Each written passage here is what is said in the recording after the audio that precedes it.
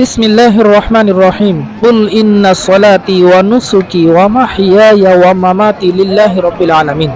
আপনি বলুন, নিশ্চয় আমার নামাজ, আমার কুরবানি, আমার হায়াত, আমার মওত সবকিছু রব্বুল আলামিনের জন্য।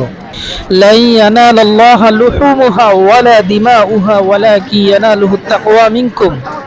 কখনোই তোমাদের কুরবানির পশুর মাংস, রক্ত আল্লাহর কাছে পৌঁছে না। আল্লাহর কাছে শুধুমাত্র তোমাদের হৃদয়ের তাকওয়া পৌঁছে।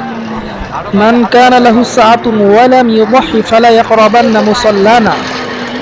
যেই ব্যক্তির অ্যাবিলিটি থাকার পরেও কুরবানি করলো না, সে যেন আমাদের ঈদগাহে না আসে। ইন্নামাল আমালু বিন্নিয়াত। Verily, the reward of deeds upon the intention. নিশ্চয়ই প্রত্যেকটি কাজের প্রতিদান নিয়াতের উপরে নির্ভরশীল।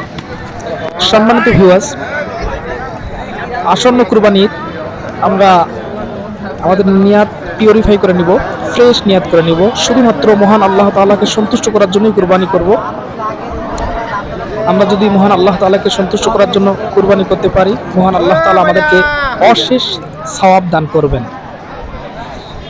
ভিউয়ার্স, কুরবানির একেবারেই সন্নিকটে দেখতে পাচ্ছেন, হাটে এসেছি, বিভিন্ন পশু দেখতে পাচ্ছি। মুসলিমরা কুরবানির পশু নেওয়ার জন্য হাটে এসেছে, যার যেটা পছন্দ নিচ্ছে। আল্লাহ তাআলা যেন আমাদের কুরবানিগুলো কবুল করে নেই, এটাই প্রত্যাশা, এটাই আশা রাখি। মহান আল্লাহ তাআলা আমাদের